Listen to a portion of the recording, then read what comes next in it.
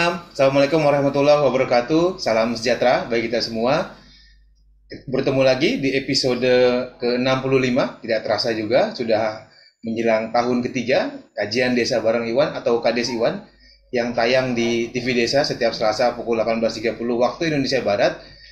Live streaming dan bisa disaksikan juga di saluran YouTube-nya TV Desa, dan tentu saja setiap episode kami menyiapkan Zoom meeting bagi kawan-kawan pegiat desa, sobat-sobat pegiat desa dari Sabang sampai Merauke yang ingin mengikuti diskusi kita secara langsung. Saya Iwan Sulaiman Sulasno, seperti biasa tuan rumah Kades Iwan atau Kajian Desa Bareng Iwan. Mandu diskusi kita, talkshow kita malam ini cukup spesial, sudah cukup lama, hampir 10 episode. Kades Iwan tidak dihadiri oleh kawan-kawan rekan-rekan dari parlemen. Malam ini kita kehadiran tamu yang cukup istimewa. Kita akan membahas tema tentang apa makna 25 tahun reformasi bagi desa.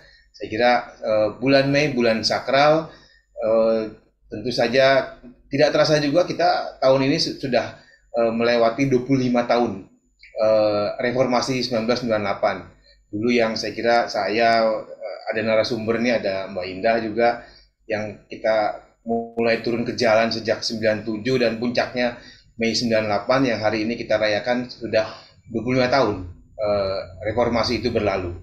Lalu apa amanat reformasi, apa mandat reformasi yang sesungguhnya relevan dengan perkembangan desa, pembangunan desa, pemberdayaan desa? Tentu saja kita semua tahu yang paling terpenting amanat reformasi adalah soal korupsi tentu saja, dan kemudian soal pembatasan masa jabatan, saya kira, dan masih banyak lagi beberapa poin penting dari mandat reformasi. Tapi yang relevan dengan desa, kita juga bisa saksikan di tahun 2014, saya kira itu juga merupakan tonggak reformasi desa dengan disahkannya Undang-Undang Nomor 6 tahun 2014 tentang desa.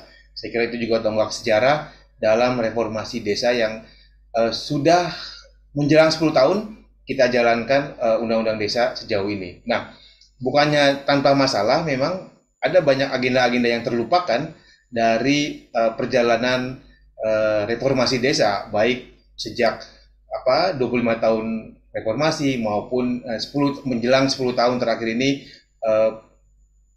pelaksanaan dari Undang-Undang Nomor 6 tahun 2014 tentang desa. Nah, apa capaian positifnya, apa persoalan yang muncul? Saya kira kita semua sudah punya catatan penting soal bagaimana dinamika di desa, pemberdayaan di desa yang terjadi dalam 10 tahun maupun 25 tahun terakhir ini. Nah, ada beberapa isu strategis. Tadi saya sudah sampaikan soal mandat reformasi, bagaimana relevansinya dengan desa. Kemudian soal, tadi juga sudah saya sampaikan, apa sesungguhnya agenda-agenda yang terlupakan yang terkait dengan desa. Saya menyebutnya di TOR itu soal, salah satunya adalah soal reforma agraria. Nah, ini yang saya kira mungkin nanti ketika narasumber bisa mensikapi. Alhamdulillah, ketika narasumber sudah hadir di Zoom meeting, ada Mbak Lulu Nurhamidah. Beliau adalah saat ini anggota Komisi 6 DPR RI dari fraksi Partai Kebangkitan Bangsa. Beliau sesungguhnya juga cukup lama di Komisi 4 DPR RI yang tentu saja beririsan dengan isu-isu strategis desa. Nanti beliau akan bercerita kepada kita semua dan memberikan tentu saja masukan dan apa pemikirannya terkait dengan makna 25 tahun reformasi bagi desa. Nah, narasumber yang kedua sudah hadir di tengah-tengah kita semua. Sudah tidak asing lagi, pegiat desa senior kita bersama, Pak Kang Surtawijaya, biasa saya panggil Kang Surtawijaya. Beliau adalah Ketua Umum Asosiasi Pemerintah Desa Seluruh Indonesia atau APDESI. Beliau juga ini periode yang ketiga menjadi kepala desa di Kabupaten Tangerang, Provinsi Banten. Nah, yang ketiga ada, ya boleh disebut pelaku sejarah. Saya tahu namanya Indah Wulandari. Saya tahu beliau waktu mudanya 97 sampai memang anak jalanan, demonstran, tapi saat ini sudah menjadi pendamping lokal desa di Kabupaten Demak. Indah Wulandari ini dulunya aktivis ALDERA, Aliansi Demokrasi Rakyat, dan dia kuliah di Universitas Nasional di Jakarta. Jadi mungkin nanti apa yang semangat reformasi seperti apa yang sesungguhnya masih Indah gelorakan di tengah tugasnya yang cukup berat sebagai PLD di Kabupaten Demak. Saya kira itu sedikit pengantar dari saya, kawan-kawan sekalian, baik yang sudah hadir di Zoom meeting maupun yang menyaksikan kami di saluran YouTube-nya TV Desa. Biasanya ntar semakin malam semakin bertambah teman-teman yang hadir. Kita punya waktu tidak terlalu lama, memang 90 menit sampai jam 8. Mudah-mudahan kita bisa hasilkan beberapa poin-poin penting dari talkshow ini. Saya sapa dulu, kita ke parlemen dulu, kita ke Senayan dulu. Assalamualaikum Mbak Lulu. Ya, Waalaikumsalam Mas. Terima kasih. Selamat sore. Selamat sore. Terima kasih Mbak Lulu Nur Hamidah, anggota Komisi 6 ya. Sekarang sudah di Komisi 6.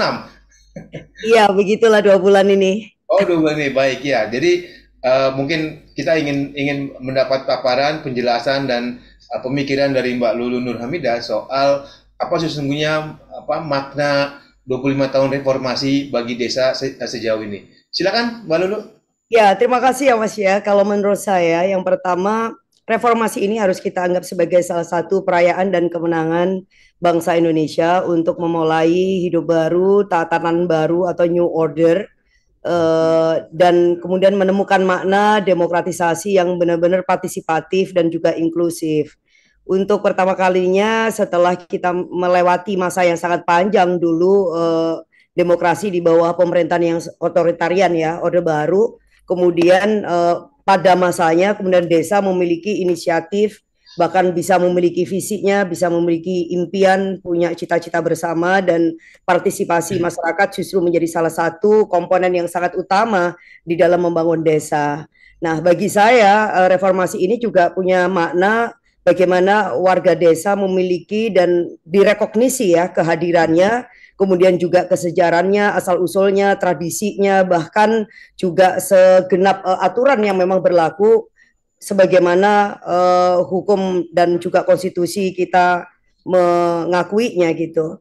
Nah, saya kira makna yang lain yang paling penting adalah bahwa di dalam menyongsong 25 tahun reformasi, kita juga bisa melihat bahwa ada langkah-langkah yang sangat maju dari desa yang dikontribusikan bagi pembangunan nasional dengan adanya disparitas kota desa yang semakin kecil, kemudian juga meningkatnya fasilitas publik di desa-desa, kemudian bahkan kesenjangan atau Gini coefficient di tingkatan desa yang justru lebih rendah dibandingkan misalnya kesenjangan di kota-kota. Kemudian juga kita lihat ada pemerataan ekonomi yang menunjukkan bahwa semakin menurunnya adanya ketimpangan nasional, dan itu juga disumbangkan di desa. Belum lagi misalnya desa juga berkontribusi yang sangat penting ya, khususnya nanti itu kita lihat dari adanya undang-undang desa, misalnya pemberantasan kemiskinan, kemudian juga soal penurunan angka stunting, bahkan kemudian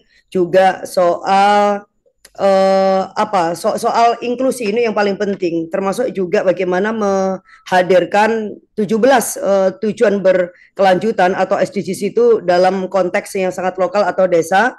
Dan yang paling menarik menurut saya ketika SDGs desa ini juga dipakai sebagai satu kesepakatan dalam pola pembangunan yang ada di tingkat ASEAN. Nah, ini hanya beberapa hal saja untuk bisa menghadirkan ya bahwa ada kenyataan baru di desa dan pembangunan desa, termasuk juga kontribusi desa bagi pembangunan, bagi demokratisasi dan bahkan reformasi itu sendiri.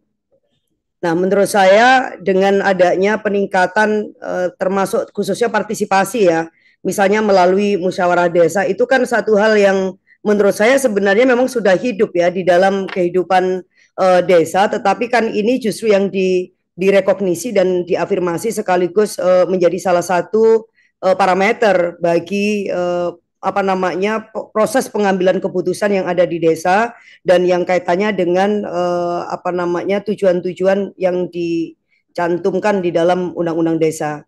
Nah, menurut saya yang paling penting tadi karena disebutkan bahwa reformasi itu mandat utamanya juga yang terkait dengan anti korupsi. Saya kira justru kita juga melihat ya bahwa transparansi dan isu akuntabilitas pembangunan di desa itu justru juga sangat menguat. Misalnya dengan adanya musyawarah desa yang bisa diikutin oleh semua pihak dan bahkan kelompok-kelompok yang mewakilin semua kepentingan ada di desa, sehingga proses pengambilan keputusan itu juga menjadi sangat inklusif, termasuk kemudian juga APBDS misalnya harus juga dicantumkan dan bisa diakses dan juga bisa dinilai oleh masyarakat. Nah, ini menurut saya yang dulu tidak pernah ada ya, dulu tidak pernah ada, tetapi dengan adanya reformasi dan proses-proses yang memang terus semakin dikuatkan peran desa dan terutama dikuatkan melalui adanya kelahiran dari Undang-Undang Desa tahun 2014 nomor 6 ini, maka desa menurut saya jauh lebih kuat posisinya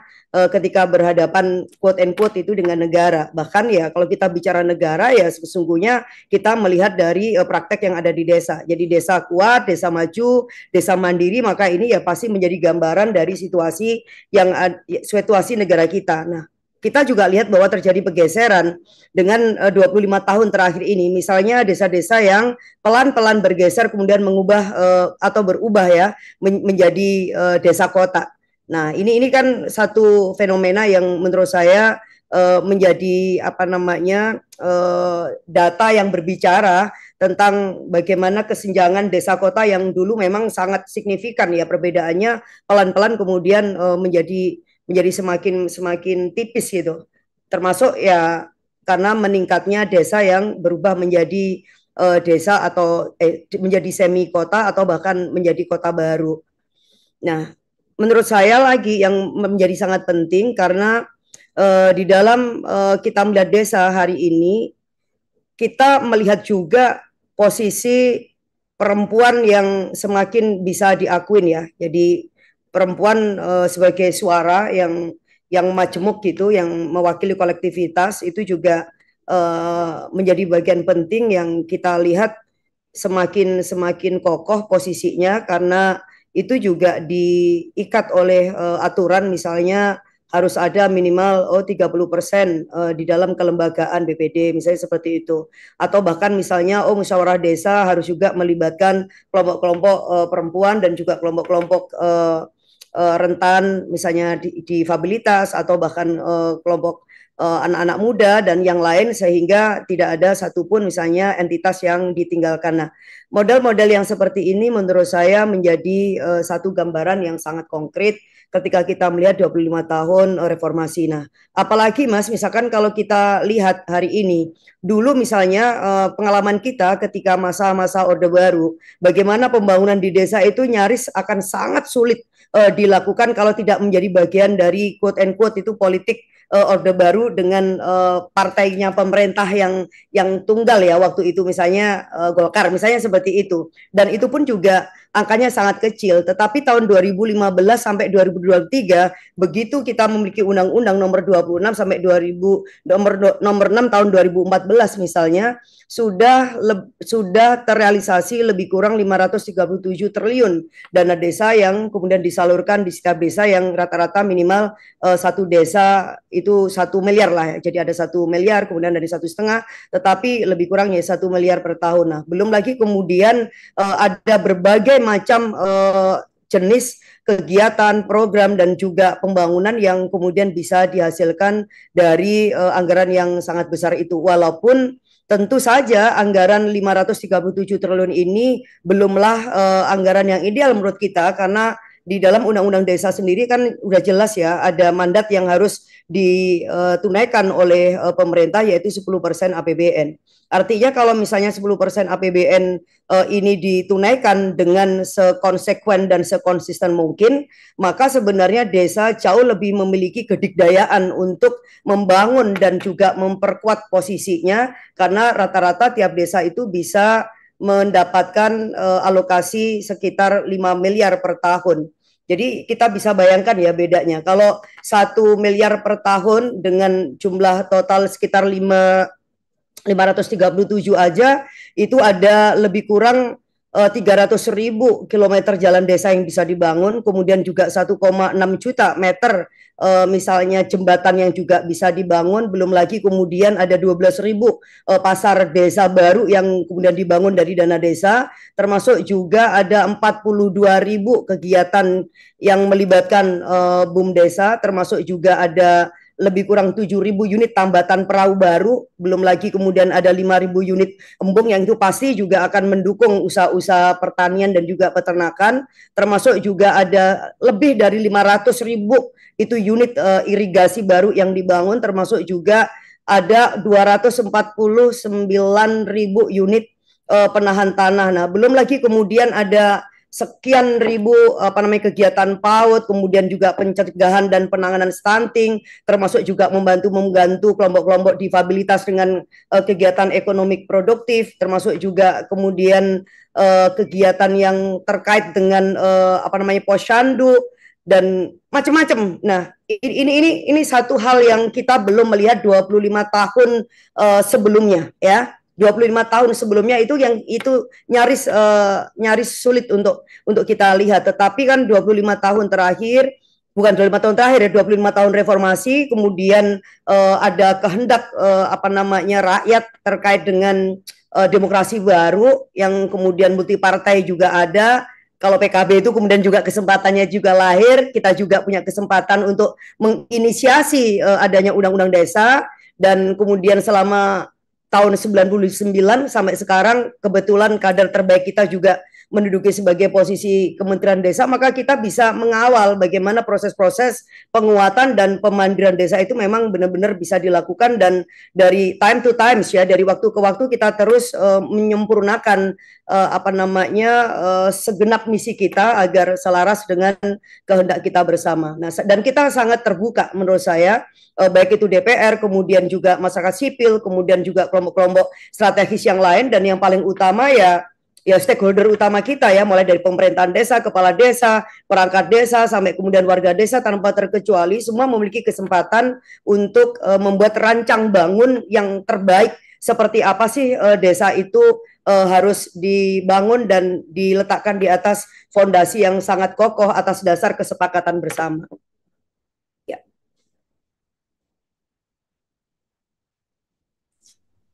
Baik, terima kasih Mbak Lulu Nur Hamidah. Saya kira itu bisa jadi pemantik diskusi kita malam ini, kawan-kawan sekalian, baik yang di Zoom maupun yang menyaksikan di YouTube channel TV Desa. Saya kira ada banyak kemajuan, ada banyak progres 25 tahun reformasi yang sesungguhnya itu tidak kita rasakan di era sebelumnya. Misalnya soal ya, saya kira kita makin banyak yang paling penting mungkin bisa saya mention pertama soal tadi Mbak Lulu sampaikan peran perempuan yang itu semakin kokoh dan mewakili kolektivitas desa.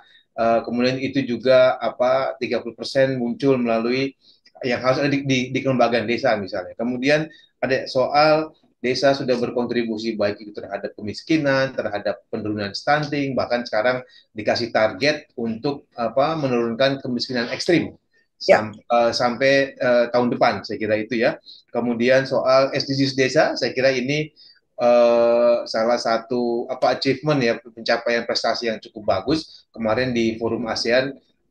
Kita menyampaikan soal SDGs desa, dan banyak yang kemudian beberapa negara yang ingin kemudian mengadopsi mengadopsinya, Mbak Lulu. Saya kira itu. Kemudian desa semakin partisipatif. Tapi memang ada beberapa PR. Tadi Mbak Lulu sudah sampaikan, saya kira terkait dengan posisi politik fraksi PKB juga dan beberapa partai. Saya kira soal dana desa sesungguhnya belum ideal karena ada mandat 10% itu yang belum terrealisasi sampai sekarang. Dan itu saya kira nanti ada titik temunya dengan kawan-kawan di asosiasi, APDESI maupun PAPDESI dan sebagainya, yang saya kira terakhir ini terus memperjuangkan soal dana desa 10% dari APBN. Karena dari undang-undang saja itu belum, sampai hari ini memang belum terlaksana. 10% dari dan di luar itu on the top ya, dari dan di luar transfer. Saya kira itu pemantik dari Mbak Lulu Nur Hamidah. Kami mungkin nambahin setengah menit saja ya, tapi dari semua capaian-capaian tadi tentu bukan berarti bahwa kita tidak punya pekerjaan rumah, termasuk ketika Indonesia ingin tangguh ya memasukin era digital society yang mau tidak mau memang itu satu kenyataan. Nah, kita juga masih punya PR karena masih ada lebih kurang 12.548 Hmm. desa atau kelurahan yang bahkan ya belum memiliki akses internet yang sangat cepat. Padahal di satu sisi kita juga ingin menumbuhkan ada sekitar 64 juta UMKM yang itu sebenarnya juga sangat tergantung dengan adanya ketersediaan dan juga kemampuan kita menghadirkan fasilitas dan akses terhadap internet itu ya. Baik, desa masih banyak desa dari Ya, 74.961 yang belum memiliki akses internet. Sepakat, ya. Mbak Lulu. Itu Nah, apa itu masih perjuangan yang dilakukan oleh Kemendes, Kemendagri dan kementerian iya terkait ya. Saya kira ini betul. PR besar juga karena bagaimana kita bicara digitalisasi BUMDes tetapi desa itu sendiri Betul. masih Kalau ada blind belum spot ya, selain belum teraliri sinyalnya internet. juga belum ketangkep Iya, kuat ya. baik, baik, baik, Mbak Lulu. Ada lagi Mbak Lulu yang mau disampaikan? Ya, saya kira kita gantian sama yang lain ya. Oke, ya. Nanti tahan dulu, mungkin akan ada narasumber yang lain atau pertanyaan yang lain. Saya ke Kang Surta Wijaya, Ketua Umum DPP Asosiasi Pemerintah Desa Seluruh Indonesia, Abdesi. Assalamualaikum, Pak Ketum. Waalaikumsalam. Sehat, Pak Ketum? Segar? Alhamdulillah, Bang. Alhamdulillah. Udah siap bertarung di 2024? Insya Allah. Insya Allah ya. Ya, Ya, bagi Abdesi, apa Pak Ketum makna 25 tahun reformasi ini bagi desa nih sebagai pimpinan di apa asosiasi yang beranggotakan Kades di seluruh Indonesia. Silakan, Kang. oke. Assalamualaikum warahmatullahi wabarakatuh. Waalaikumsalam. Ya, makna 25 tahun reformasi mengenai desa khususnya, saya bersyukur sejak adanya Undang-Undang Nomor 6 2014 itu adalah sebuah perjuangan panjang. Di dalamnya banyak para penggiat-penggiat mengenai menyikapi persoalan desa. Waktu itu diantaranya kita bareng dengan Pak Sudir Santoso, beliau almarhum, dan Pak Budiman Jatmiko, Pak Priyo Budi Santoso, Pak Mukwam, dan rekan-rekan lainnya yang ada di pemerintah pusat saat itu. Sejalan dengan waktu, bahwa di mana kalau melihat dari luas wilayah Indonesia, dari kurang lebih 70.000 lautan, 30.000 daratan, dengan 17.000 pulau, dengan membentang panjang hampir luas sekali di sini, yaitu 99.000 daerah bibir pantai, maka di mana sesungguhnya Indonesia lebih banyak adalah berada posisi penduduknya itu daerah pedesaan. Hmm. Lagi-lagi dengan Undang-Undang Nomor 6 2014, pandangan saya reformasi ini belum tuntas bagi desa.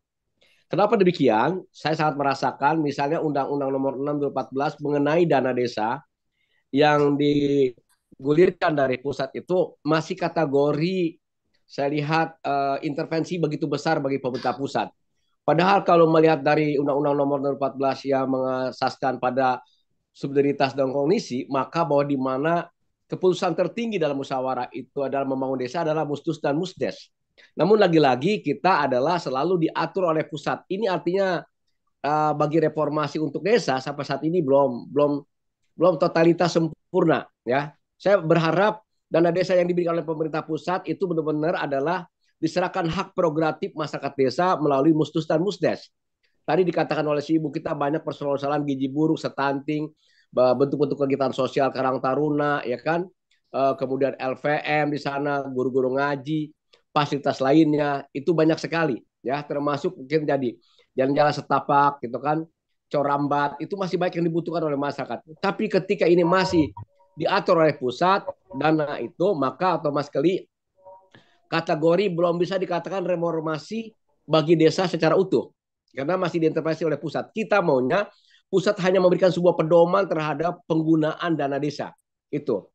Kalau berbicara keterbukaan, saya pikir pemerintahan desa itu lebih baik. Kenapa? Satu-satunya dana yang dipapankan kemudian dipangpang di setiap kantor desa itu hanya dana desa yang dikucurkan dari pusat. Sedangkan kalau kita lihat bupati, gubernur, wali kota, mungkin sampai pemerintah pusat belum tentu berani kayak desa bahwa dana tersebut benar-benar dipublikasikan di setiap desa lewat baleho-balehonya.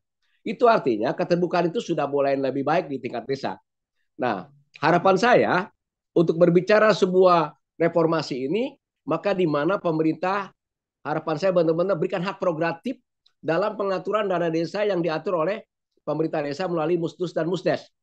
Kenapa demikian? Ketika Musdus dan Musdes itu selesai, terbentuk RPJMDes, RKPDes, Perdes, tapi lagi-lagi kadang-kadang muncul dari pusat aturan-aturan yang lainnya. Maka itu adalah sama aja pembohongan publik bagi kita di masyarakat, yang kena adalah para kepala desa. Itu diantaranya. Nah, kemudian dana desa tadi saya berharap adalah siapapun nanti seorang pemimpinnya di negara kita ini, dia harus konsen terhadap dana desa 10%. Itu harapan saya.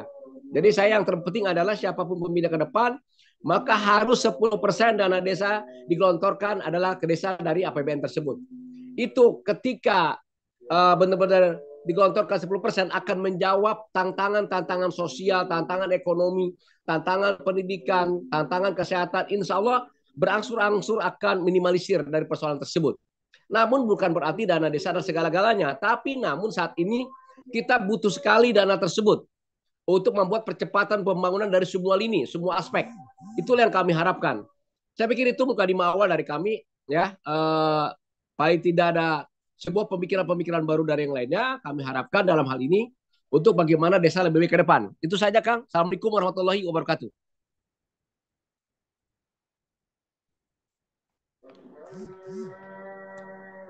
Baik, Waalaikumsalam warahmatullahi wabarakatuh. Terima kasih Kang Surta Wijaya, Ketua Umum Abdesi. Saya kira stressingnya poin penting tadi beliau sampaikan soal masih banyak sesungguhnya masalah. Musdes sebagai forum tertinggi warga desa yang itu bisa melahirkan APBD, kemudian beberapa dokumen-dokumen perencanaan yang sangat penting, tetapi banyak kemudian itu dinegasikan oleh berbagai peraturan dari pusat. Jadi bagi Abdesi cukuplah misalnya pemerintah mengeluarkan pedoman saja, tetapi pengelolaannya berikan sepenuhnya kepada pemerintah desa dan warga desa. Terutama ini terkait soal tata kelola dana desa ya. Dan yang terakhir saya kira ini juga menjadi poin penting dari perjuangan kawan-kawan Abdesi dalam 3 bulan terakhir ini soal 10% APBN untuk dana desa. Ini saya kira sama yang tadi Mbak Lulu sampaikan dari DPR RI, saya kira ada poin yang sama yang nanti mungkin bisa kita elaborasi lebih jauh kawan-kawan sekalian. Tapi pemerintah desa bagi Abdesi yang tadi Pak sudah sampaikan itu cukup bagus lah mendorong transparansi, akuntabilitas. Tadi juga sudah disinggung oleh Mbak Lulu. Di setiap desa, setiap kantor desa kita bisa lihat terpampang banner-banner besar soal penggunaan APBD yang saya mungkin kalau menurut Pak Surta pemerintahan di atasnya belum tentu berani Di masjid, Mas. hal yang sama seperti yang dilakukan oleh pemerintah desa. Saya kira itu jadi dari aspek transparansi, akuntabilitas, tadi Abdesi melihat memang pemerintah desa cukup mempromot ya, artinya pemerintah desa cukup cukup mengalami perkembangan yang cukup baik. Tapi memang poinnya adalah saya kira PR ke depan yang Abdesi sampaikan tadi, siapapun pemimpin nasionalnya, dana desa ke depan itu harus dialokasikan 10% dari APBN. Nah ini sama tadi ada poin penting juga yang tadi Mbak Lulu sampaikan. Baik, terima kasih Kang Surtawijaya. Nanti kita tunggu tanggapan kawan-kawan yang lain yang sudah hadir di Zoom meeting maupun yang menyaksikan di channel TV Desa. Saya ke Mbak Indah Wulandari di Demak, Jawa Tengah. Assalamualaikum, Mbak. Waalaikumsalam warahmatullahi wabarakatuh. Oke, ya Anda aktivis mahasiswa, aktivis Aldera, jadi PLD. Masih ingat nggak nih amanat reformasi ketika sudah kerja jadi pendamping lokal desa nih? Dan bagaimana sih melihat perkembangan 25 tahun terakhir ini atau 10 tahun terakhir ini sebagai pendamping lokal desa ya yang langsung berhubungan dengan aparatur pemerintah desa, warga desa, pegiat desa. Silakan, Indah. Oke. Assalamualaikum, selamat malam kawan-kawan. Salam kenal Mbak Lulu, saya dari PKB Demak. Oh, siap, Merdeka. Oke. Ini sebenarnya apa ya? Ceritanya berkesinambungan kalau bahasa ilmiahnya kayak gitu. Jadi dulu saya sama Bang Iwan itu satu kampus, sama-sama di depan DPR gitu kan, memperjuangkan apa yang saat itu diperjuangkan. Saat 98. ini 9899 ya saat itu betul. Waduh. Ada. Terus kemudian kalau sekarang saya juga sama Bang Iwan juga berbicara tentang pemberdayaan desa, juga bicara tentang hal yang sama. Jadi sebenarnya saling saling menyambung. Oke, kawan-kawan, ini yang buat saya menarik, yang ketertarikan saya itu luar biasa karena ternyata ada magnet antara reformasi dan eh, perjuangan kita di Undang-Undang Nomor 6. Tadi ada kawan dari pejuang abdesi, kalau bahasa kami di sini adalah penjuang undang-undang saat itu RUU ya, Undang-Undang Nomor 32 terus kemudian dipecah. Eh, Perjuangan kawan-kawan kepala desa yang datang ke Jakarta juga untuk memperjuangkan menyuarakan aspirasi 1 miliar 1 desa juga. Saat itu isu 10 tahun masa jabatan juga sudah diutarakan sebenarnya. Kalau sekarang diutarakan lagi sebenarnya itu sama saja. Nah, hubungannya apa nih? Kalau dulu nih kita zaman reformasi bakar-bakaran gitu kan, masih muda gitu kan, punya semangat muda, bawa-bawa molotov itu bahasanya, itu memperjuangkan bahwa no KKN. Nah, ini saya agak agak agak mencoba ya Mbak Lulu untuk ber bertolak magnet nih kita nih. Ya, soal seperti ini. Kalau tadi Mbak Lulu benar sekali bahwa desa sekarang sudah bicara tentang pemberdayaan perempuan luar biasa. Saya orang kota yang datang ke desa, di mana saat saya datang ke desa saat itu perempuan masih tanda kutip gitu kan. Sekarang perempuan sudah luar biasa. Orang-orang desa ya, saya bicaranya konteks orang-orang desa. Di mana orang desa sekarang sudah punya SDM yang luar biasa. Tidak ada orang desa yang tidak bisa internet. Bahkan perangkat desa itu semua bisa mengakses aplikasi yang luar biasa dari Kementerian Pedesaan. Saya adalah pendamping lokal desa, jadi saya tahu betul tentang aplikasi-aplikasi yang harus diisi dan diinput oleh kawan-kawan pemerintah desa. Tapi ada yang menarik nih, bahwa sebenarnya yang terjadi sekarang itu tidak semuanya indah. Reformasi, marwah reformasi dengan dalam dunia undang-undang desa sekarang, dalam dunia desa sekarang, justru yang saya khawatirkan adalah kebalikannya nih. Kita balik lagi kok ada KKN, kita balik lagi ada korupsi, kita balik lagi punya kolusi. Jangan lupa nepotisme kental di sini. Raja-raja kecil sekarang berkuasa, saya segalanya, saya bisa apa saja. Pemerintah memberikan saya fasilitas luar biasa. 2023 dengan dengan kepala desa yang baru, saya tidak bisa stop. Ketika mereka bilang, Mbak Indah, saya mau mobil siaga. Jangan dulu, jangan dulu. Kita nggak usah pakai mobil siaga dulu lah. Kita ini loh, kita masih punya PR untuk bangun ini loh. Kita masih punya PR untuk ini loh. Hmm. Gak iso Mbak Indah, karena itu adalah permintaan masyarakat. Ya sudah, masyarakat yang mana? Oh, itu juga dilindungi oleh permen gitu kan, oleh ketentuan dan regulasi dari Kementerian Pedesaan bahwa boleh membeli mobil siaga. Silakan. Ya sudah. Tapi itulah yang terjadi. Ada korupsi, ada kolusi, ada nepotisme yang masih berjalan sampai sekarang. Lalu apa arti apa kita kehilangan nih auranya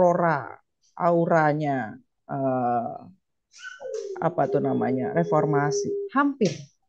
Jika ini dibiarkan, bisa jadi kita akan kehilangan dan kita akan kembali memiliki raja-raja kecil yang memiliki otoritas, kemudian menjadi otoriter di tanda kutip negaranya atau desanya masing-masing. Walau tidak menutup kemungkinan bahwa itu sangat tipis.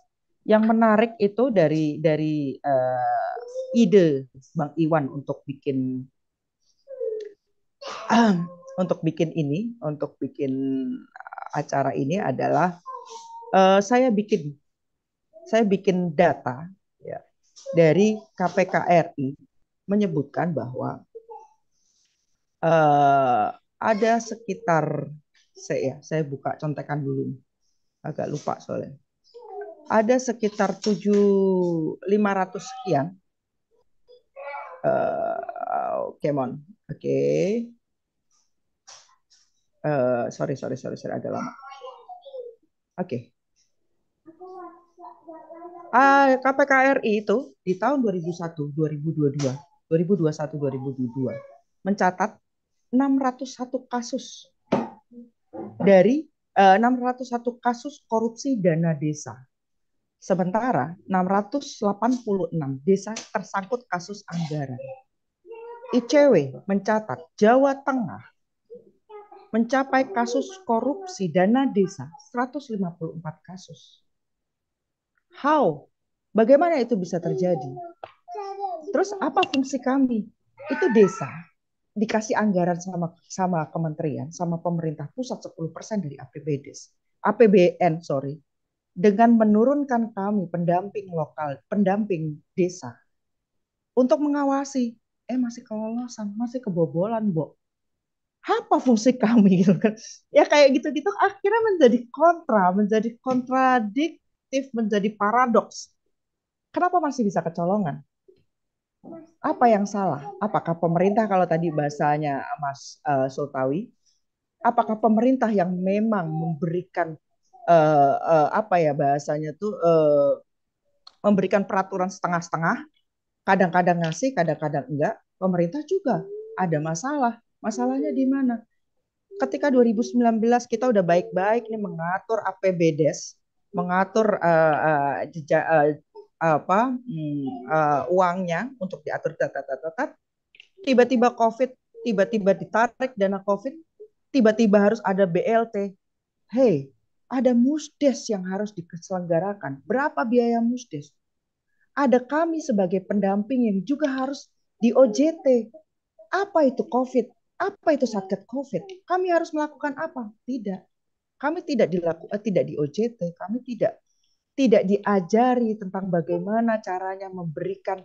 Saat itu malah brong banget ya. Kita nggak boleh keluar gitu kan, nggak boleh nggak pakai masker, nanti takut ketularan. Saat 2019-2020 itu kan luar biasa COVID. Kami ada di garda depan, para pendamping desa. Dengan ketidaktahuan kami dan kami meraba-raba tentang permen nomor sekian. Ini apa? Kenapa tiba-tiba uang harus ditarik untuk BLT? BLT itu apa? Siapa saja yang harus dapat BLT? Terus kami mendapat ketentuan bahwa BLT itu harus dengan orang yang miskin, orang yang tidak bekerja, orang yang dipecat karena COVID. Dan yang paling parah adalah rumah orang penerima BLT itu harus tanah. Nggak ada di desa sekarang rumahnya tanah. Keramik semua. Paling jelek itu rumah itu dari geladak. Geladaknya? Kayu. Paling jelek. Paling jelek itu. Jadi nggak ada itu orang miskin dengan rumah tanah. Sekarang kami sudah tidak punya itu. Lalu kriteria itu harus kami cari lagi, kami olah lagi. Oh no. Jadi apa ya? Ini sebuah kontradiksi sebenarnya.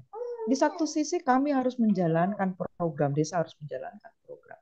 Di sisi lain pemerintah kadang-kadang maaf pangapunten, kadang-kadang tanda kutip pokoknya ini harus dikerjakan tanpa kami harus belajar dulu, tanpa kami harus dikasih tahu dulu peraturannya dan lain-lain. Itu dari kami. Kemudian desa, saat COVID desa benar-benar kewalahan. Mbak Indah, aku harus apa? Isi permen ini apa? Satgas COVID harus siapa? BLT itu harus gimana? Uangnya dari mana? Lalu apakah kita harus musdes? Itu COVID. Banyak sekali regulasi-regulasi yang kemudian di tahun sampai berjalan 2023 ini juga antara menguntungkan dan tidak diuntungkan. Apa kalau bahasa ilmiahnya itu? Kalau simbiosis mutualisme itu saling menguntungkan. Ini menguntungkan iya, tapi juga ada yang tidak diuntungkan satu sama lain. Jadi Intinya adalah dalam konteks ini saya akan berbicara bagaimana sih ini sebuah tantangan nih buat kita. Ada reformasi yang kita teriak-teriakan anti KKN, anti korupsi, kolusi, nepotisme. Kenapa kok malah sekarang kepala desa istrine kepala desa kuwi jadi Carik misalnya. Carik itu sekretaris desa ya, atau sepupunya kepala desa bisa jadi perangkat desa yang lain. Nepotisme, kolusi, banyak sekali ceritanya. Korupsi, banyak sekali anggaran yang bisa dicatat.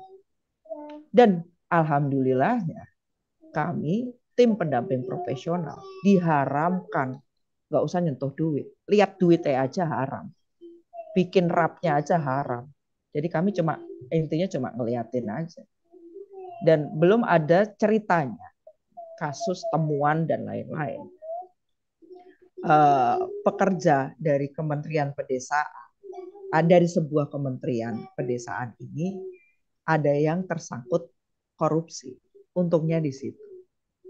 Gitu sih, Bang Iwan, kalau menurut saya bahwa ini sebuah tantangan saja tentang bagaimana cara menyikapi undang-undang desa ke depan. Apakah kita masih bisa melanjutkan ini dengan aura yang tanda kutip kembali menjadi raja kecil yang kemudian melakukan kolusi, korupsi, dan nepotisme lagi, atau melakukan penjagalan-penjagalan lagi. Kalau ini dibiarkan, apa yang akan dilakukan? Kemudian pemerintah, apa sih sebenarnya, benar nggak sih regulasi program yang diberikan pemerintah itu tepat sasaran apa enggak sih? Yang kayak gitu-gitu sih sebenarnya kalau dari saya, karena saya berada di dua sisi. Yang satu sisi saya berada di zaman perjuangan tanda kutip dulu masa jadi mahasiswa, di masa tuanya sekarang saya berada di desa yang kemudian ditugaskan, dimandatkan menjadi pendamping desa. Gitu, Bang Iwan, dari saya. Baik, makasih Indah Wulandari, PLD, pendamping lokal desa di Kabupaten Demak. Ini PLD yang mantan aktivis mahasiswa, mantan aktivis jalanan di Aldera. Saya kira kita dengar semua tadi. Justru reformasi bagi Indah, kolusi, korupsi, nepotisme itu masih marak terjadi dan beliau tadi mengistilahkan raja-raja kecil. Jadi ya mungkin apa yang dia lihat di sekitarnya atau di seluruh Indonesia, sesungguhnya raja-raja kecil di desa itu masih marak terjadi. Dan saya kira dari catatannya tadi menarik soal Musdes. Saya kira baik Mbak Lulu maupun Kang Surta tadi juga menyampaikan soal Musdes sebagai forum tertinggi warga desa yang saya kira ini masih belum dihargai secara baik oleh pemerintah dan cenderung tadi juga Pak Surta sudah sampaikan itu kemudian dikalahkan oleh berbagai regulasi yang tiba-tiba muncul di tengah jalan, terutama yang terkait dengan penggunaan atau tata kelola dana desa. Ini kemudian tadi menarik ya soal, saya kira ini Undang-Undang Nomor 2 ya kalau kita ingat, Undang-Undang Nomor 2 tahun 2020 tentang cukup panjang tapi oke lah itu undang-undang COVID itu yang dana desa menjadi BLT dana desa. Nah ini cukup kontroversial memang ketika itu di saat kita sedang menghadapi pandemi. Tapi memang Indah tadi sampaikan overall itu SDM-nya sudah cukup meningkat tajam. Jadi SDM terutama SDM perangkat desa karena beliau bekerja dengan perangkat pemerintah desa. 4 desa ya, Indah ya. PLD itu masih satu PLD 4 desa ya, oke. Iya. Rata-rata 4 desa, 4 sampai desa 5 ya. desa. Oke, 4 sampai 5 desa ya. Oke, jadi beliau sudah melihat langsung lah, tapi artinya aparatur perangkat pemerintah desa itu sudah semakin baik, terutama dari aspek SDM. Ini kita mau bahas nih insya Allah saat depan nih soal menakar kualitas SDM perangkat desa. Baik, terima kasih Indah Wulandari, PLD di Kabupaten Demak, Jawa Tengah.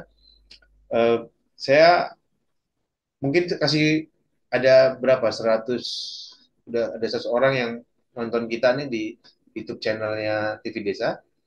Ada sekitar ya 123 orang yang sudah. Saya masih sambil menunggu kawan-kawan biasanya mengirimkan chat pertanyaan, juga ada yang ingin bertanya langsung melalui Zoom. Ada sekitar 30-an orang yang sudah gabung di Zoom. Silakan kawan-kawan yang ingin bertanya atau memberikan pernyataan terkait dengan ketiga narasumber tadi, saya kira malam ini cukup menarik. Kita bahas amanat penting dari reformasi soal KKN, soal korupsi-korupsi nepotisme, bagaimana itu sesungguhnya tadi ketiga narasumber menyoroti mandat terpenting dari KKN yang saya kira sudah disampaikan oleh ketiga narasumber. Kemudian soal 10% dana desa untuk APBN, saya kira ini menarik. Ini juga sudah dibahas sampai ke tingkat nasional, sampai ke presiden, dan memang belum ada masih tarik menarik, terutama sih di Senayan. Saya kira nanti ini saya kira diskusi serunya perdebatannya akan jadi di Senayan, baik di kamar DPR maupun di DPD. Silakan kawan-kawan sekalian, kalau ada yang ingin bertanya atau mungkin memberikan pernyataan. Siapa ini? Eh,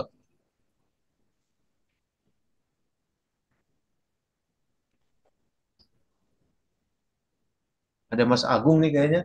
Mau,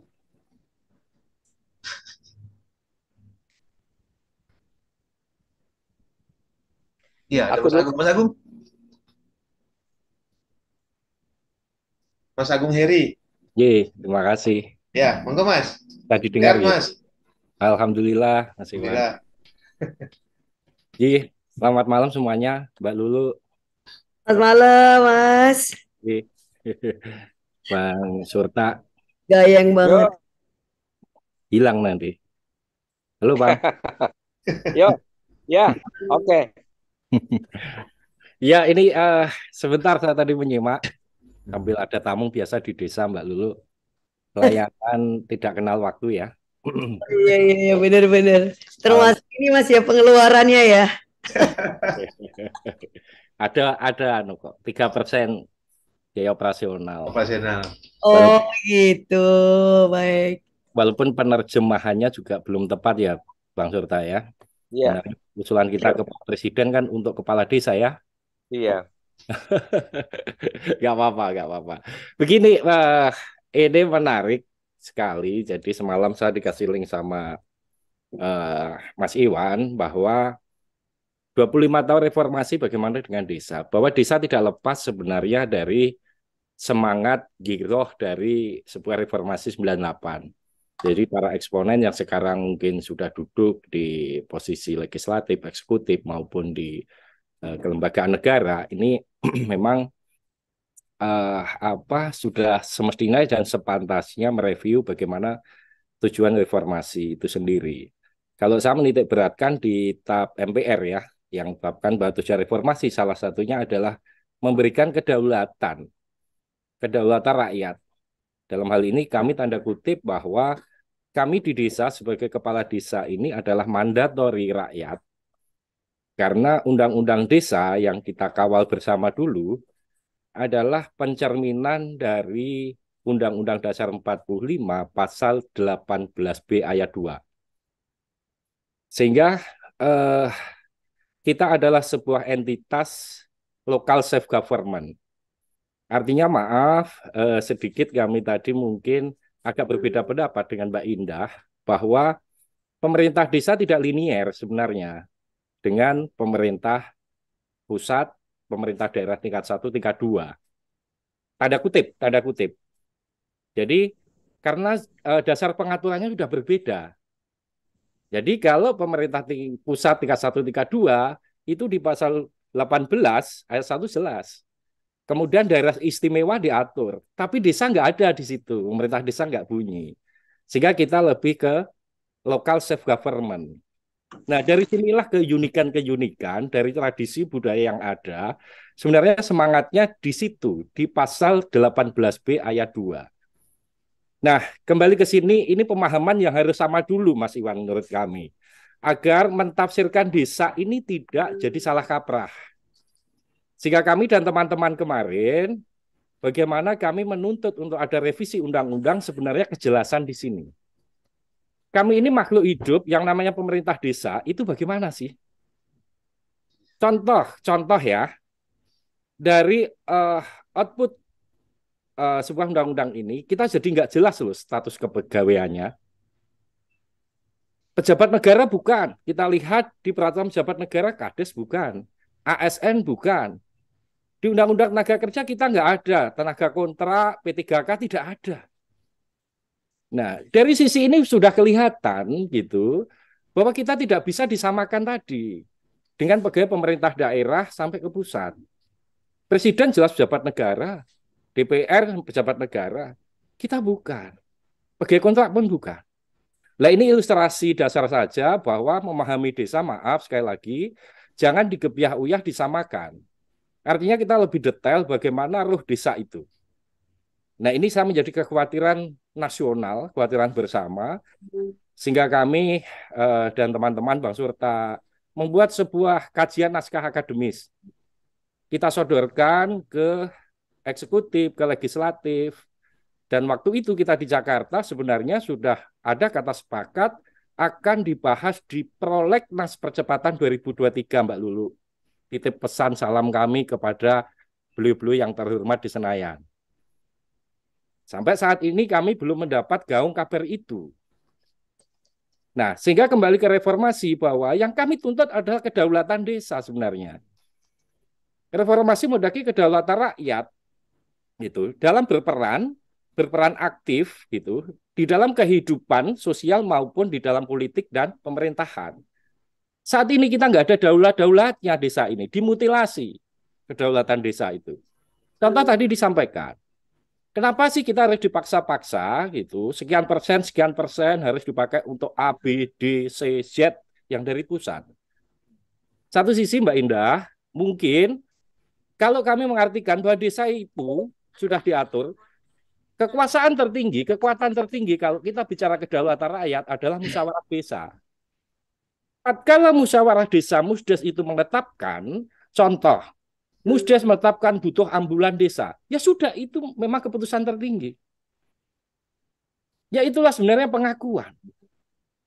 Nah, sehingga jangan kita terbelenggu gitu, desa ini terbelenggu, sebenarnya bukan kebutuhan desa tapi lebih kita taati. Dan ini menjadi persoalan dalam reformasi khususnya bidang desa, Mas Iwan. Nah, mungkin ini kami nggak bijak, masih ada teman yang lain, kurang lebih pemantiknya seperti ini, Mbak Lulu. Mungkin nanti ada diskusi Ya, Mas. secara Setuju. luring atau mungkin diskusi yang lain. Bang Surta mestinya nanti, ayolah kita kawal. Saya doakan harus jadi. Wah, DPD ya, Ya, perwakilan nanti yang ada di legislator. Mungkin itu, terima kasih. Terima kasih. Assalamualaikum warahmatullahi wabarakatuh. Izin saya Waalaikumsalam ada warahmatullahi tamu ya. wabarakatuh. Terima kasih Mas Agung Heri. Beliau pernah jadi Sekjen Abdesi ya, 2 periode. Saya kira tadi yang Mas Agung sampaikan itu dua dua agenda tadi. Satu PR besar, saya kira PR besar buat desa ya, karena amanat reformasi adalah kedaulatan rakyat dan sudah diakomodir di pasal 18B, tapi kemudian desa makin ke sini makin tidak jelas jenis kelaminnya. Artinya saya kira status desa ini yang sesungguhnya harus diperjelas. Dan ini relevan dengan pernyataan beliau yang kedua soal menagih janji revisi undang-undang desa yang saya kira saya tidak tahu, mungkin nanti Mbak Lulu disampaikan apakah sudah karena sampai Januari artinya masih perdebatan apakah sudah masuk di prolegnas atau di long list atau agenda legislasi nasional. Saya kira nanti mungkin parlemen atau Mbak Lulu yang ada bersama kita yang bisa memberikan jawabannya. Saya kira itu. Yang lain silakan. Yang ingin bertanya tadi siapa? Ada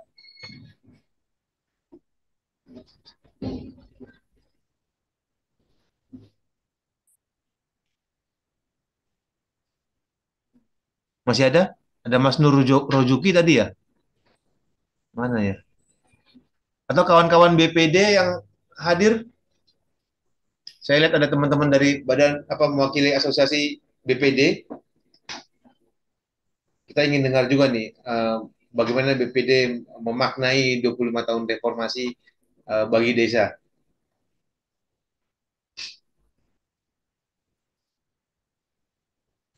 Silakan, saya kasih ke kawan-kawan BPD.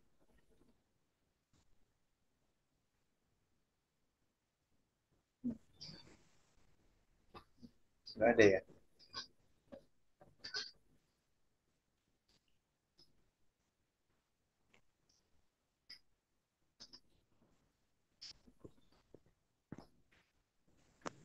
Baik, kita kembali dulu ya sambil menunggu teman-teman nanti yang ada udah 100 lebih yang 123 yang nonton kita nih di YouTube channel TV Desa. Baik, Mbak Lulu, Ya, Mas. ya bagaimana tadi responnya tuh baik narasumber maupun Mas Agung tadi yang dari Blora soal saya kira banyak hal tadi ya soal Musdes yang kemudian seringkali itu dikalahkan oleh regulasi yang muncul di tengah jalan, soal status desa, dan yang paling penting soal tadi itu ada menagih janji revisi Undang-Undang Desa di DPR RI. Silakan Mbak Lulu. Iya, terima kasih. Iya, terima kasih Mas. Terima kasih semuanya ya. Saya belajar banyak dan tentu menyimak ya. Semua yang disampaikan tadi Mas Agung, juga Mbak Indah dan Mas Iwan ya. Ya. Ya, dan juga Ketua Abdesi ya. Saya sepakat ya dalam hampir semua hal ya. Yang pertama misalnya soal daulat desa itu memang benar sekali. Misalnya yang disampaikan oleh Mbak Indah, tetapi yang terkait dengan reformasi kan begini ya Mbak ya.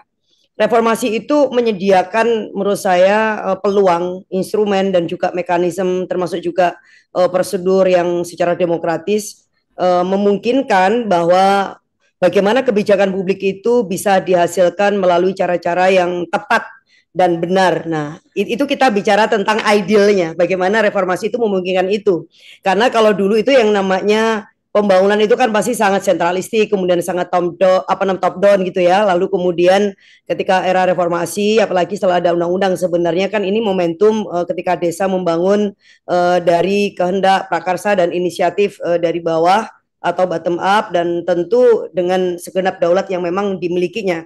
Itu terlepas bahwa masih ada kesenjangan atau gap yang memang tidak bisa kita hindarkan antara idealita dan kemudian kenyataan yang memang masih sama-sama kita rasakan tadi, termasuk misalnya masih adanya nepotisme, karena saya juga tahu banget bagaimana formasi misalnya kelembagaan demokrasi di tingkatan desa, baik itu BPD misalnya dan lain-lain, itu juga biasanya itu mesti ada Pak Kades itu diambilkan atau ya didorong lah itu diisi oleh orang-orang yang kebetulan mendukung kades yang terpilih misalnya seperti itu, dan itu sangat sangat umum saya dengar itu terjadi di bawah. Nah, tapi itu kan tidak berarti bahwa reformasi quote and quote itu gagal meletakkan dasar-dasar demokrasi bagi misalnya desa. Itu kan sama aja dengan pertanyaan tentang demokrasi kita secara umum, apakah demokrasi ini udah sejalan dengan cita-cita tentang kemakmuran, kemudian keadilan atau kesejahteraan. Nah, ketika kemudian ada yang melihat bahwa oh ternyata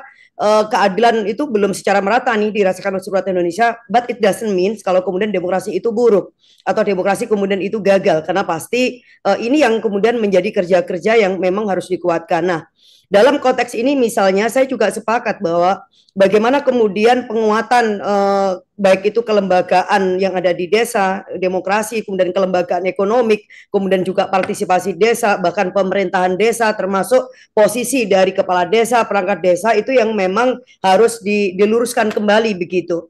Karena yang tadi disampaikan misalnya, loh kok yang namanya inisiatif desa dan bahkan keputusan yang secara demokratis itu sudah dilakukan dan ditempuh melalui katakanlah musdus ataupun musdes, tapi kemudian digunting atau bahkan dibonsai atau bahkan dikerdilkan dengan katakanlah aturan-aturan yang itu dikeluarkan oleh pemerintahan pusat dan mengabaikan kebutuhan-kebutuhan inherent dari desa itu sendiri. Saya percaya bahwa desa itulah yang tahu apa yang terbaik bagi desanya. Jadi kebutuhan yang terbaik bagi desa pastilah yang tahu adalah desa setempat itu. Dan itu pasti tidak sama. Nah, saya sepakat bahwa pemerintah pusat itu meletakkan dasar-dasar aja kayak instrumen guidance ya, pedoman yang itu bisa dijadikan referensi bagi desa, tetapi terkait dengan detailsnya, programnya, kemudian juga situasinya pasti ya desa itu yang tahu.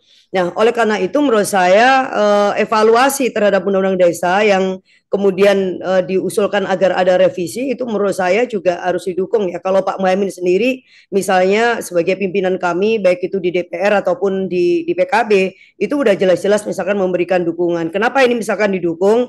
Karena ada ambiguity ya. Jadi ada situasi yang masih ambigu di dalam Undang-Undang Nomor 6 tahun 2014, sehingga muncullah persoalan-persoalan yang tadi seperti Bapak Ibu itu sampaikan. Kemudian kita juga membutuhkan revisi karena kita juga ingin memperjelas dan juga memperkuat baik status kepala desa ataupun juga perangkat desa, termasuk juga operasional pemerintahan desa, termasuk juga kesejahteraan misalnya baik itu mulai dari kepala desa atau bahkan perangkat desa, dan itu wajar-wajar saja gitu loh. Karena apa? Karena semua jabatan publik sebenarnya notabene itu kan semuanya juga memiliki hak yang terkait dengan kesejahteraan. Dan kenapa kalau kemudian kita bicara tentang kesejahteraan kepala desa atau bahkan perangkat desa seolah-olah itu kemudian sebagai suatu dosa. Nah, ini kemudian yang harus kita luruskan juga, termasuk juga semacam pendidikan ke publik gitu, bahwa pemerintahan desa yang dipilih oleh rakyat itu notabene adalah satu jabatan yang justru harus kemudian dihormatin dan kemudian dijaga. Kenapa? Karena di sana ada daulat rakyat. Nah, representasi dari daulat rakyat itulah yang berdasarkan undang-undang yang itu kemudian harus dijaga. Nah, ini yang menurut saya harus dipertegas posisinya dan juga kondisinya ya melalui katakanlah revisi undang-undang. Kemudian juga yang terkait dengan misalnya alokasi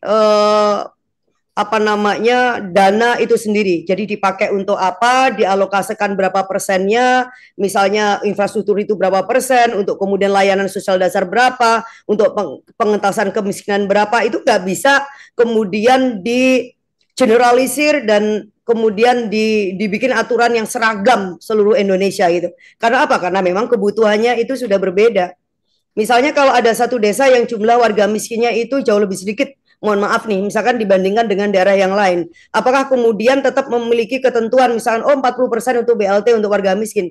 Akhirnya kan kemudian harus dicari-cari nih, mana yang miskin, mana yang tidak. Akhirnya, nah ini kan tidak tepat sasaran lagi. Nah, makanya kenapa saya percaya kalau kita sepakat bahwa desa itu harus berdaulat, harus kuat dan maju, maka segenap inisiatif prakarsa dari desa itu yang kemudian direcognize ya, yang diakuin dan kemudian juga dihormatin oleh dalam hal ini adalah pemerintah. Makanya revisi itu menurut saya menjadi sangat penting.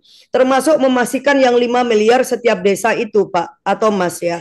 Karena apa? Karena ini juga amanat undang-undang. Nah, ketika amanat undang-undang itu hanya bicara tentang 10% dan itu tidak disebutkan memang nominalnya, maka ini relatif menjadi ya semacam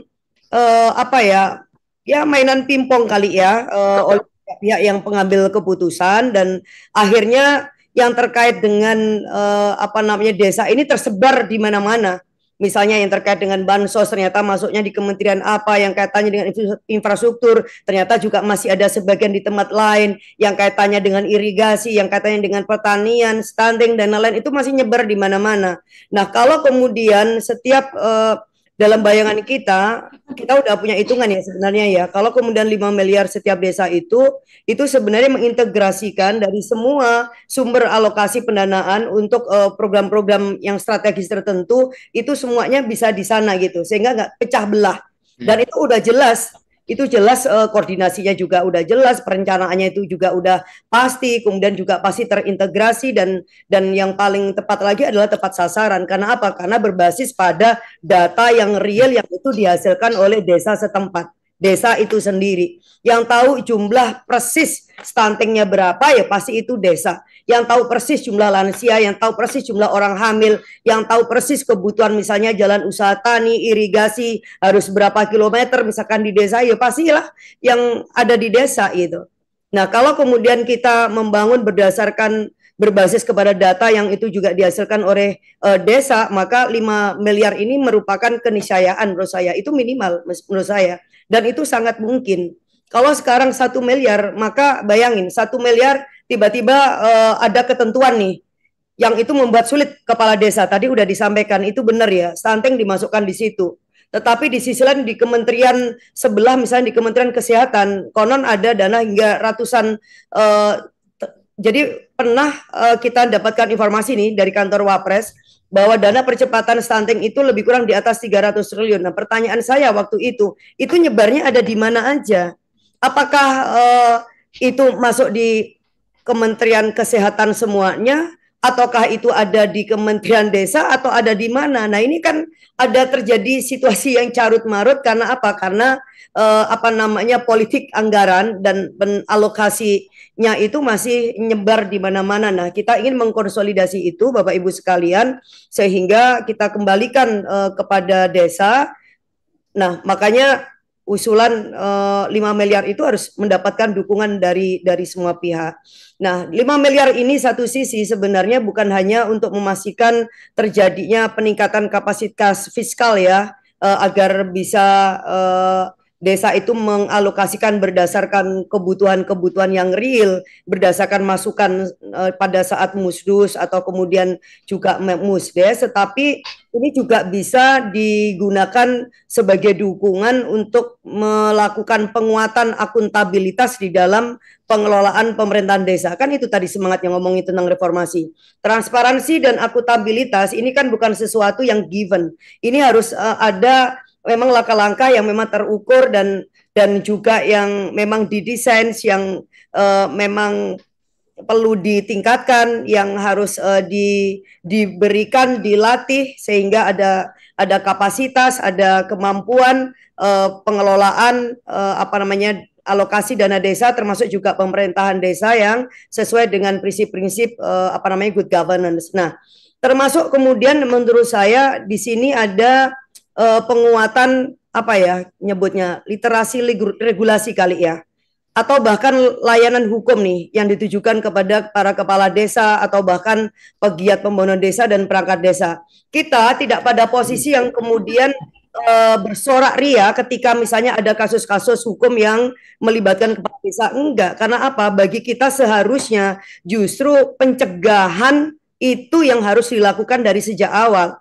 Karena apa? Yang kita mau bukan uang rakyat itu hilang dan kemudian konsekuensinya katakanlah kepala desa atau perangkat desa menerima hukuman.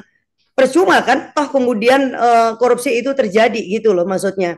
Nah, yang justru harus menjadi concern kita bersama adalah bagaimana kita melengkapin dan membekalin kapasitas kepala desa dan seluruh perangkat dan termasuk ekosistem yang terkait ya dengan pengelolaan dana desa itu, sehingga justru tidak terjadi penyimpangan seperti yang kita sebutkan tadi atau Mbak Indah tadi sampaikan. Itu juga concern kita bersama. Ini kan sama juga dengan kritik kita kepada KPK ya misalnya gitu. Kalau sekedar misal OTT itu katakanlah misalnya gampang, tetapi toh juga ratusan triliun uang negara yang dikorupsi juga tidak bisa kembali sebesar jumlah yang kemudian dikorupsi. Nah, fungsi-fungsi misalnya pencegahan, kemudian penguatan literasi tentang regulasi sehingga tidak terjadi apa namanya korupsi, tidak memungkinkan bisa terjadinya korupsi, itu menjadi sangat penting. Termasuk juga kemudian pada posisi bagaimana masyarakat di desa, masyarakat sipil yang ada di desa itu juga menguat prakarsanya sehingga pengawasan itu bisa dilakukan. Kan begitu. Nah, sekarang ini kan nyaris sebenarnya pengawasan itu pengawasan dana desa itu dilakukan oleh siapa? BPD itu kan sebenarnya termasuk bagian dari unsur desa yang secara fungsional itu melakukan pengawasan sebenarnya ya, karena kayak DPR yang ada di desa begitu ya kan. Tetapi kan kita tadi udah ngelihat bahwa ada gap nih, masih ada kesenjangan antara yang seharusnya dan kemudian apa yang realitasnya. BPD ada yang sebagiannya justru kepanjangan tangan memang dari kepentingan katakanlah kepala desa yang terpilih. Nah, tetapi BPD ini kelembagaannya itu dibutuhkan. Kelembagaan BPD yang sangat kuat, yang mandiri, yang independen, yang segenap aspirasi katakanlah warga desa itu dapat difasilitasi dan dimoderatorin oleh BPD, sehingga proses-proses ketika melakukan katakanlah misalnya musdus atau musdes itu bukan hanya sekedar stempel agar terjadi deh namanya musdes sehingga proses katakanlah pencairan dana desa itu bisa dilakukan. Nah, kita tidak menginginkan hal itu.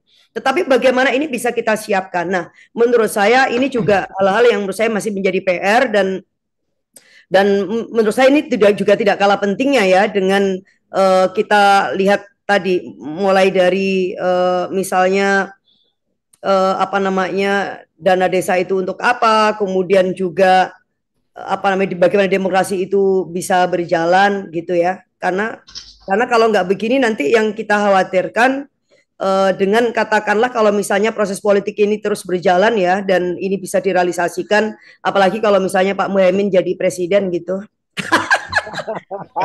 Presiden karena Ya, karena aku lihat satu-satunya partai apa namanya ketua umum partai yang ngomong 5 miliar itu baru beliau gitu loh. Maksudnya aku sih pada posisi satu sisi oke, saya memang kader PKB, tetapi kan kita tetap kritis ya.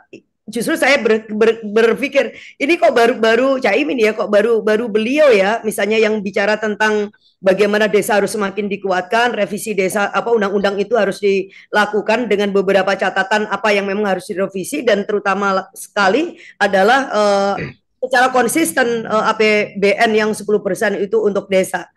Nah, bagi saya ini sangat mungkin teman-teman sekalian. Namun demikian kita juga tidak apa namanya mengharapkan ada bencana yang tentu lebih besar dari yang sekarang, seperti yang Mbak Indah tadi sampaikan bahwa ternyata korupsi itu bisa turun dari yang dulu dilakukan oleh aktor yang ada di pusat, kemudian sekarang ini turun di bawah. Tetapi ini tentu tidak berdiri sendiri. Nah, kalau kemudian di posisi masyarakat dikuatkan, kemudian kelembagaan demokrasi di desa juga dikuatkan, di sisi lain juga ada layanan misalkan bantuan hukum sehingga kepala desa itu sudah tahu tupoksi tugasnya, kemudian juga kewenangannya, dan kemudian batasan apa yang itu nggak boleh ditembus yang bisa dilakukan. Nah, menurut saya ini tidak kemudian membuat kita harus memundurkan ya apa namanya semangat kita untuk bisa merealisasikan 5 miliar, karena itu haknya desa. Situasi apapun yang terjadi di desa tidak berarti kemudian kita harus mendelay dan kemudian menghambat agar 10% apa namanya dana desa itu tidak terwujud. Nah, tinggal kita semua nih yang melakukan fungsi-fungsi pemantauan, tetapi juga sekaligus menguatkan. Karena kalau cuma ngawasin doang, tidak nguatin, ya mohon maaf ini nanti banyak muncul itu lembaga-lembaga mantau, tapi ujung-ujungnya juga menjadi pemeras itu yang banyak sekali berkeliaran di daerah-daerah. Nah, tetapi kita kan tidak ingin reformasi ini quote and quote menjadi sia-sia ketika semua kehendak kita untuk memperkuat posisi apa namanya desa berhadapan dengan kekuasaan negara yang di pusat hanya karena kita tidak melakukan kerja-kerja yang memang dari atas bawah atau bawah atas. Tapi menurut saya itu yang penting. Dan saya setuju yang disampaikan semua tadi ya, mulai dari Mbak Indah, kemudian Mas Iwan, kemudian juga Pak Kades, juga kemudian Ketua Abdesi. Kasih kepercayaan desa sepenuhnya. Kasih desa untuk melakukan perencanaan sekaligus mengeksekusi. Kasih kepercayaan juga warga desa melakukan partisipasi yang meaningful, bukan hanya sekedar partisipasi yang semu. Nah, itu yang kita inginkan gitu. Ya. Sehingga kita melihat ada percepatan pembangunan, bukan hanya disumbangkan oleh katakanlah pemain-pemain besar, kan masih begitu. Ya, jadi benar-benar fondasi ekonomi kita akhirnya itu kokoh, tidak seperti ketika tahun 97 kita pertumbuhannya udah 6-7% gitu ya, tapi ternyata ketika ada guncangan sedikit kemudian rapuh. Kenapa ya? Karena itu semuanya adalah semu. Nah, yang kita harus jagain, kita tidak mengulang kesemuan di dalam membangun fondasi baik itu demokrasi, kemudian juga ekonomi, termasuk juga perlindungan sosial dan lain-lain. Nah, ini momentum kita membangun desa yang kuat itu seperti itu. Gitu. Baik. Ya. Iwan, kita dong. Baik. Terima kasih Mbak Lulu. Saya kira ada tambahan isu strategis tuh soal tadi BPD yang harus kuat, kemudian soal kementerian atau lembaga desa yang mengurusi desa, minjam istilah Mbak Lulu tadi, masih pecah belah, masih lemah koordinasi, bukan cuma koordinasi tapi juga masih lemah dalam sinergis penggunaan anggaran ya. Saya kira itu, dan kita catat semua ya, kita boleh catat lah, termasuk tadi statement Mbak Lulu soal Caimin lah ya. Soal itu ya. Oke. Soalnya cuma beliau nih yang baru ngomong 5 miliar untuk desa. Ya, oke Mbak Lulu. Kita ke forum BPD ini. Saya balik lagi. Tadi sudah minta untuk bicara. Tadi disinggung sama Mbak Lulu soal forum BPD. Silakan. Singkat ya. Oh, udah out ya. Udah nggak ada. Oke. Tapi udah dikasih catatan dia tadi ini. Katanya sudah diwakili pernyataannya oleh Mbak Lulu. Baik. Baik, saya ke Mbak Indah, baru nanti mungkin Pak Ketum Abdesi sekaligus closing ya. Mbak Indah dulu deh, Mbak Indah. Sip, oke. Oh siapa? Ini, Ada yang mau nanya lagi ya? Sebentar Mbak Indah. oke. Ada yang ingin bertanya? Tadi Pak Samsul ya? Pak Samsul? Oh, mic-nya buka Siap, dulu Pak. siap. Sebentar ya Mbak Indah. Oke. Dari mana Pak? Singkat. Silakan Pak Samsul. Makasih. Selamat malam. Selamat malam untuk semua. Saya Samsul Bahri dari Makassar. Kebetulan bekerja di Badan Riset dan Inovasi Nasional. Saya kira menarik berbicara masalah desa 25 tahun apa namanya ini reformasi. Saya kira bukan persoalan 25 tahun. Memang desa untuk sementara ini menurut saya ini kan baru mendapat anggaran. Artinya seharusnya yang menjadi Halo, apa namanya? Halo, halo, halo, halo, halo, halo, halo. Silakan Pak Samsul. Pak Samsul Eh, dari BRIN. Silakan Pak. Ya, makasih, Ya. makasih Pak. Jadi bukan persoalan 25 tahun reformasi desa. Malah menurut saya desa ini kan baru baru mendapat dana, Ya. suntikan dana dari pemerintah. Artinya dulu mungkin ada dana tetapi tidak ini. Sekarang ini orang kejar-kejar mau jadi desa karena ada dana. Yang persoalan menurut saya desa yang terpilih itu kan dipilih oleh hasilnya masyarakat. Artinya mereka belum dibekali bagaimana caranya mengelola keuangan. Baik. Harusnya apa namanya aparat umpama dari kabupaten, dari kecamatan atau kelurahan itu yang mengontrol, bukan diberi kebebasan untuk apa namanya mungkin memang dikontrol tetapi tidak ada semacam pengawasan yang melekat di situ. Harusnya ada pengawasan melekat karena dia termasuk juga apa namanya termasuk juga program-program pembangunan mereka menurut saya tidak semua desa tahu apalagi mungkin kalau di Jawa iya tetapi kalau di macam Sulawesi Selatan tempat saya ini berdomisili saya kira banyak kepala desa Baik. dipilih itu memang mungkin karena masanya kuat atau apa tapi tentang keuangan nggak ngerti jadi pengolahan itu harus memang betul-betul diawasi supaya tidak terjadi banyak orang kepala desa yang ditangkap kena penyelewengan dana. Ini yang perlu menurut saya, bukan Baik. persoalan 5 tahun reformasi, tapi yang menjadi perhatian harusnya pengawasan harus melekat. Terima kasih. Ya. Ya Pak Samsul. Pak Samsul. Siap-siap. Kasih. Oke, baik. Baik, terima kasih Pak Samsul dari BRIN di Makassar, Sulawesi Selatan. Saya kembali ke Indah. Mbak Indah singkat ya, sekaligus closing statement. Cek. Ya, silakan Indah. Iya, sinyalnya oke ya. Oke. Ya, jelas suaranya. Teman-teman yang tersayang, salam dulu nih Mbak Lulu. Aduh, aku kayaknya nemu CS-an baru nih. Aku jadi sayang loh sama Mbak Lulu. Ini bahasanya enak gitu kan, bahasanya teratur gitu. Oke, ini mengayomi sekali, mengayomi rakyat sekali loh Mbak Lulu. Thank you. Oke. Mbak Lulu, Mbak Lulu, sorry. Kawan-kawan yang tercinta, satu saya mau menyikapi Mas Agung. Selamat malam Mas Agung, kita pernah ketemu kayaknya ya. Semoga tidak lupa sama saya.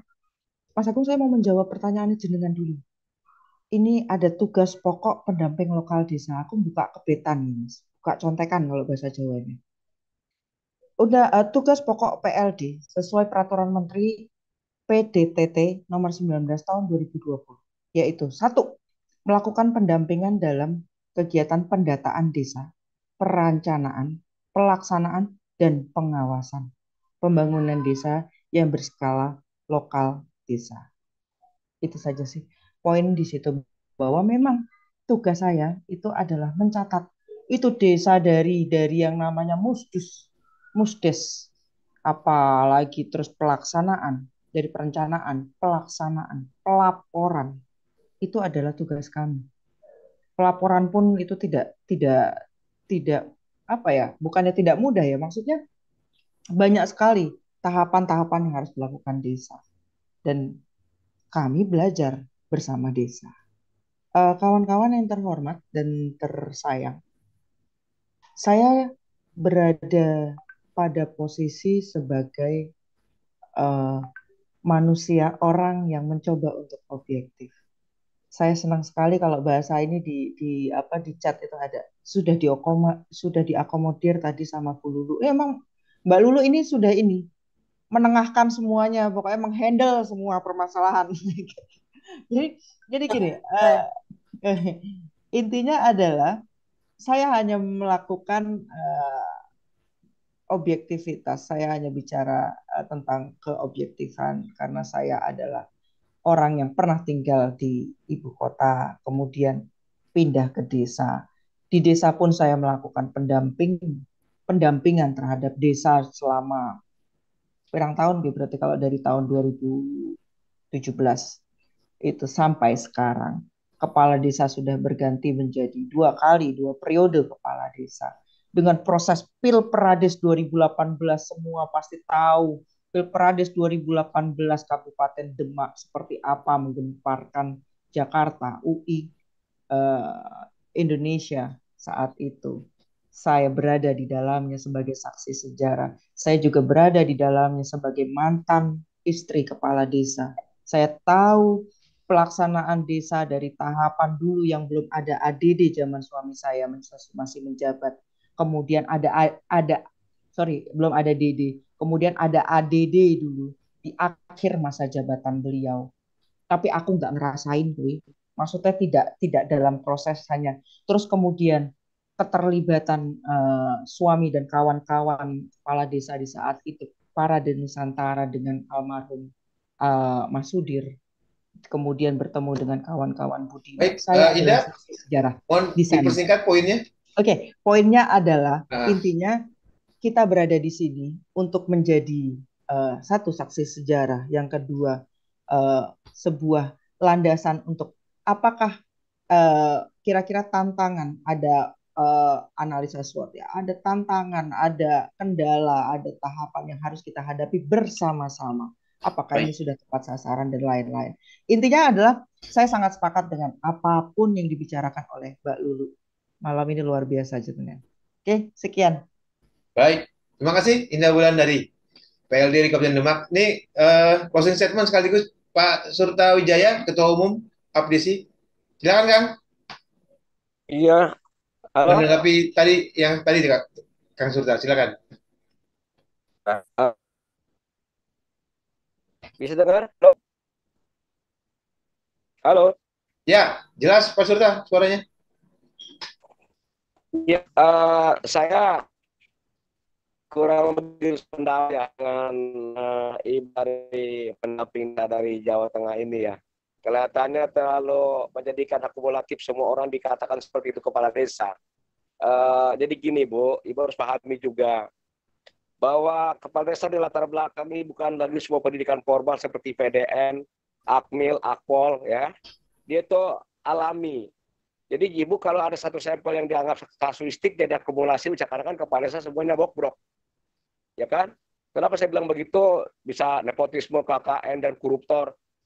Kepada saya itu mendapat tanah desa baru 9 tahun, 8 tahun pandangan saya itu berjalannya. Ya, Bupati, Gubernur, Wali Kota, bahkan Presiden Republik ini sejak merdeka, beliau aja masih banyak penyimpangan kok. Rata-rata dari Ibu katakan 600 itu adalah sesungguhnya kasusnya hanya persoalan rata-rata kebaikan administrasi. Yang beliau tidak memahami ke latar belakang pendidikan. Jadi nggak bisa dipukul rata semua. Banyak Bu yang sukses ya. Kepada saya di Indonesia ini banyak sekali. Ibu bisa lihat di Bali, di mana-mana. Dan banyak pengorbanan kepada saya yang tidak pernah ya audit oleh pribadinya diungkapkan ke mata publik. Banyak Bu. Ibu boleh ke rumah saya kalau bicara pribadi saya mungkin kan. Jadi saya kurang sepaham. Tapi dari anggota Dewan sebenarnya harus saja beliau jadi ketua pendamping nasional nih. Saya apresiasi sekali. Kalau Ibu berkata sebagai ketua sebagai pendamping, Ibu berarti gagal di mata saya sebagai pendamping. Kalau itu terlalu lama Ibu ketahui, kenapa nggak buru-buru Ibu cegah aja lah? Itu lebih baik kan? Nah, pandangan saya seperti itu Bu. Sekali lagi, saya pikir kepala desa semangat terus berjuang, kita harus amanah ya, ke depan harus lebih baik agar desa lebih ke depan. Dengan desa lebih baik, maka Indonesia akan lebih baik pula. Itu saja. Topik wadah. Assalamualaikum warahmatullahi wabarakatuh. Waalaikumsalam warahmatullahi wabarakatuh. Terima kasih Pak Surta Wijaya, Ketua Umum APDESI. Terima kasih Mbak Lulu Nur Hamidah dari fraksi PKB DPR RI. Terima kasih untuk Indah Wulandari, Mas Agung, dan semua kawan-kawan yang menyaksikan kami. Ada 230 orang yang hadir di YouTube channel TV Desa dan sekitar 26 orang yang hadir di Zoom yang sudah kami siapkan. Terima kasih, saya kira poinnya begitu banyak PR yang sudah kita rumuskan bersama malam ini dengan waktu yang cukup singkat 90 menit. Tapi memang pada prinsipnya desa lah yang paling tahu apa kebutuhannya. Saya kira tadi juga ini sudah dikuatkan menjadi poin penting dari semua narasumber. Bagaimana kemudian desa itu yang paling tahu kebutuhannya dan dan saya kira tidak paling penting adalah juga kementerian atau lembaga yang mengurusi desa sudah saatnya itu berkoordinasi lebih baik lagi. Dan ada tagihan janji soal revisi undang-undang desa, saya kira ini akan kita kawal bersama. Terima kasih sekali lagi Bapak Ibu sekalian yang sudah hadir di Kades Iwan malam ini. Mohon maaf jika ada hal yang tidak berkenan. Selamat malam, salam sejahtera. Wallahu muwaffiq ila aqwamit thoriq. Wassalamualaikum warahmatullahi wabarakatuh.